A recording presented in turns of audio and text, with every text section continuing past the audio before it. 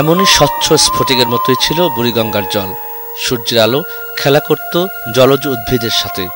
জোয়ার ভাটা ছিল ছিল মাছেদের আনাগোনা। আর এমন এক সমৃদ্ধ নদীর তীরেই 400 বছরের আগে পত্তন ঘটেছিল এই ঢাকা নগরীর। তাই ঢাকার ইতিহাস বুড়িগঙ্গাকে ঘিরেই বিস্তৃত হয়েছে। এই নদী শুধু নদী ছিল না, বরং অবসর আর বিনোদনেরও কেন্দ্র হয়ে উঠেছিল। এই নদীতেই অবকাশ যাপনে নামতেন ঢাকার নবাব, নব্য ধনী আর ইস্ট ইন্ডিয়া কোম্পানির কর্মকর্তারা। তখন তারা ভরা রাতে বজরা থেকে ভেসে আসত নূপুরের নিক্কণ আর ধ্রুপদী সঙ্গীতের সুর। এখনো নবাবী আমলের সেই সব ঐতিহ্য নিয়ে মাথা তুলে দাঁড়িয়ে আছে আহসান মঞ্জিল।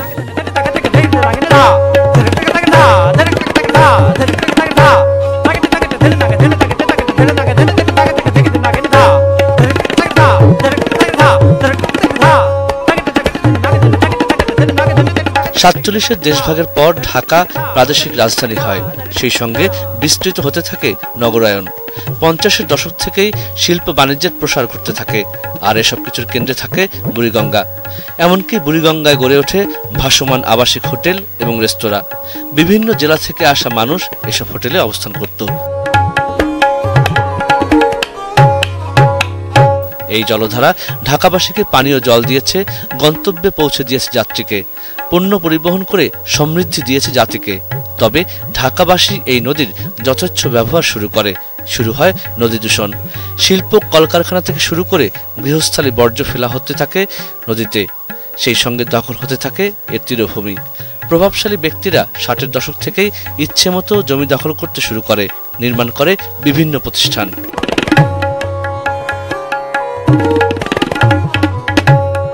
জনসংখ্যা বৃদ্ধি ও নগরায়নের প্রভাবে ঢাকার বিস্তৃতি ছড়িয়ে পড়েছে পাশের জেলাগুলো পর্যন্ত। ফলে বৃহত্তর ঢাকা এখন বুড়িগঙ্গা ছাড়াও তুরাগ, বালু আর শীতলক্ষা বিস্তৃত। রাজধানীর আয়তন বৃদ্ধির সাথে পাল্লা দিয়ে এসব নদী দখল আর দূষণও যেন বাড়ছে। ঢাকা মহানগরী ও এর আশেপাশের বিভিন্ন শিল্প প্রতিষ্ঠান, বিশেষ করে ট্যানারি ও ডাইং শিল্পের রাসায়নিক বর্জ্য এসব নদীকে সবচেয়ে বেশি দূষিত করেছে। সেই সঙ্গে যুক্ত হয়েছে নগরায়নের অভিশাপ, পলিথিন ও পলিথিন জাতীয় বিভিন্ন প্যাকেজিংয়ের অবশিষ্ট। এক সমীক্ষায় দেখা গেছে ঢাকাবাসীর নির্যাতনে বুড়িগঙ্গার বুক অন্তত 10 ফুট পলিথিনে ভরে আছে। সরকারের পক্ষ থেকে বারবার তাগিদ দেওয়া সত্ত্বেও বেশিরভাগ শিল্প প্রতিষ্ঠান ইটিপি বা বর্জ্য ব্যবস্থাপনা গড়ে তুললেও তা কার্যকর করেনি অনেকেই। ফলে বুড়িগঙ্গার পানি এখন নিকষ কালো, কালো তুরাগের জল।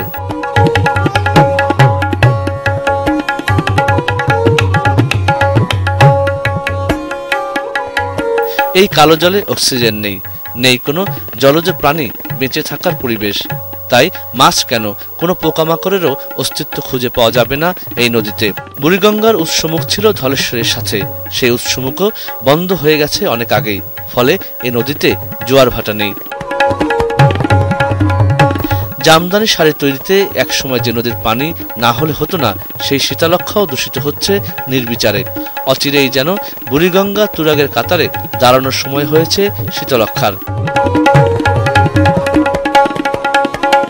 স্বাধীনতার পর বঙ্গবন্ধুর সরকার দেশের নদী এবং নৌপথ নিয়ে যতটুকু কাজ করেছেন, তারপর আর কোনো সরকার এ নিয়ে তেমন একটি আগ্রহ দেখায়নি।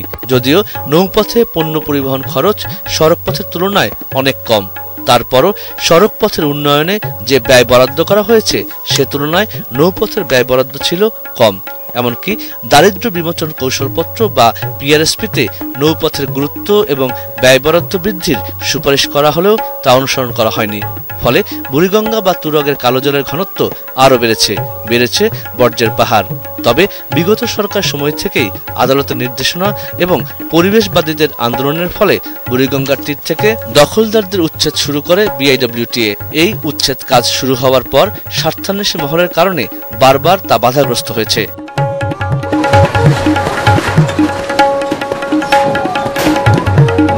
বর্তমান সরকার ক্ষমতায় আসার পর নদী এবং নৌপথকে বিশেষ গুরুত্ব দিয়েছে। প্রধানমন্ত্রী শেখ হাসিনার নির্দেশে নদীর নাব্যতা ফিরিয়ে আনতে বিভিন্ন কার্যক্রম হাতে নেওয়া হয়। এরই ধারাবাহিকতায় রাজধানী ঢাকার চারদিকে নদীগুলো, বিশেষ করে বুড়িগঙ্গা ও তুরাগ নদীর পানি দূষণমুক্ত এবং পরিবেশ উন্নয়নে নদীর তীর ও তলদেশ থেকে পলিথিন সহ বিভিন্ন ধরনের বর্জ্য ও আবর্জনা উত্তোলন ও অপসারণের কার্যক্রম হাতে নেওয়া হয়। মাননীয় প্রধানমন্ত্রী আমাদের নির্দেশ দিলেন, যেভাবেই হোক বুড়িগঙ্গাকে পরিষ্কার করার ব্যবস্থা করতে হবে এবং বুড়িগঙ্গা যারা দখল করেছে সে দখল মুক্ত করার ব্যবস্থা করে নিয়ে একটি সুন্দর পরিবেশ সৃষ্টি করার ব্যবস্থা করতে হবে। 99 কোটি টাকার একটা প্রকল্প, যেটা বুড়িগঙ্গার অবৈধ স্থাপনাগুলো উচ্ছেদ করে নিয়ে হাঁটার পথ সৃষ্টি করা যায় কিনা, বুড়িগঙ্গার পাড়গুলো বেঁধে দিয়ে সেখানে যাতে পুনরায় দখল না হতে পারে সে ধরনের একটা প্রক্রিয়া নিয়ে অগ্রসর হওয়ার চেষ্টা করছে। বিআইডব্লিউটিএ একটি পাইলট প্রকল্পের আওতায় বাবুবাজারের দ্বিতীয় বুড়িগঙ্গা সেতুর দুপাশে 500 মিটার করে মোট 1 কিলোমিটার এলাকার নদীর তলদেশ হতে পলিথিনের ব্যাগ, প্লাস্টিকের বোতল, নারকেলের খোসা, কাঠ ও লোহার টুকরো, কাদামাটি, বালু এবং অন্যান্য বর্জ্য ও আবর্জনা উত্তোলন ও অপসারণের কাজ শুরু করে। গত বছরের 6 জানুয়ারি এই কার্যক্রম শুরু হয়। অপসারণ করা হয় 3 লাখ ঘনমিটার বর্জ্য। এসব বর্জ্য ঢাকা সিটি কর্পোরেশন, পরিবেশ অধিদপ্তর, কেরানীগঞ্জ উপজেলা পরিষদ ও স্থানীয় প্রশাসনের সাথে আলোচনা করে নির্ধারিত ডাম্পিং স্পটে ফেলা হয়। বুড়িগঙ্গা ও তুরাগ নদীর বর্জ্য অপসারণে সহায়তা দিতে এগিয়ে এসেছে জলবায়ু পরিবর্তন ট্রাস্ট ফান্ড। গত বছরের 18 মে বুড়িগঙ্গা নদীর বাবুবাজার ব্রিজ থেকে কামরাঙ্গীর চর মসজিদ পর্যন্ত প্রায় 3 কিলোমিটার, টঙ্গী বাজার সংলগ্ন তুরাগ নদীর প্রায় 1 কিলোমিটার এলাকার বর্জ্য অপসারণের প্রকল্পটি অনুমোদন করে তারা। এই প্রকল্পে ব্যয় ধরা হয়েছে 21.5 কোটি টাকা। তবে এসব নদীর বর্জ্য অপসারণ করার আধুনিক কোনো যন্ত্রপাতিও সরকারি বেসরকারি প্রতিষ্ঠানগুলোর কাছে নেই। ফলে এসব কাজে দ্রুত ফলাফল পাওয়া যায় না।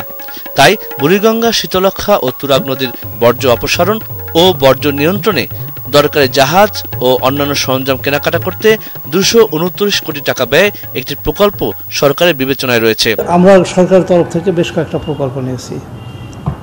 বিআইডব্লিউটি এর ফান্ড থেকে, সরকারি ফান্ড থেকে, ইভেন ক্লাইমেট চেঞ্জ ফান্ড থেকেও প্রজেক্ট নেওয়া হয়েছে। কিন্তু সবচেয়ে কোনো প্রজেক্ট ছাড়াও বুড়িগঙ্গাকে অনেকখানি সালভেজ করা যায়। সেটা হচ্ছে যদি বুড়িগঙ্গায় আপনি ময়লা ফেলানো বন্ধ করেন, তাহলে একটা বর্ষায় দেখবেন অনেকখানি পরিষ্কার হয়ে যাবে। আজকের ময়লা ফেলানো বন্ধ করেন, 2 বছরের মধ্যে বুড়িগঙ্গা অনেকখানি পরিষ্কার হয়ে যাবে। কিন্তু আপনি একদিক দিয়ে ময়লা ফেলবেন আর আমি একদিক দিয়ে পরিষ্কার করব, এবং এটা সত্য কথা, ময়লা ফেলানোর হার আমার পরিষ্কার করার হারের চেয়ে অনেক বেশি। যে কোনো লোক ময়লা ফেলে, আর পরিষ্কার করে কয়জন লোক। বিভিন্নভাবে এটাকে বর্জ্য আধার করা হচ্ছে, কিন্তু এটাকে তো সেইভাবে ক্লিন করা যাচ্ছে না। তবে বর্জ্য অপসারণের চেয়েও বড় সমস্যা নদীতে বর্জ্য ফেলা রোধ করা। একদিকে নদী থেকে বর্জ্য অপসারণ করা হচ্ছে, অন্যদিকে অব্যাহত রয়েছে নদীতে বর্জ্য ফেলা এবং দূষণের কাজ। তাই এই অবস্থা অবসান করতে বিভিন্ন সরকারি বেসরকারি প্রতিষ্ঠানকে এজন্য চাওয়া হয়েছে সহযোগিতা। ইতিমধ্যে সলিমুল্লাহ মেডিকেল কলেজ ও মিটফোর্ড হাসপাতালের মতো প্রতিষ্ঠান মেডিকেল বর্জ্য নদীতে ফেলা বন্ধ করেছে। তবে কারখানা বর্জ্য নদীতে ফেলা এখনো বন্ধ হয়নি। এ বিষয়ে ইতিমধ্যে পরিবেশ অধিদপ্তর ব্যবস্থা নিতে শুরু করেছে। সেই সঙ্গে বুড়িগঙ্গায় পানির প্রবাহ সৃষ্টি করতে যমুনা নদীর সাথে সংযোগ খাল তৈরির একটি প্রকল্প বাস্তবায়নের কাজ করছে পানি উন্নয়ন বোর্ড।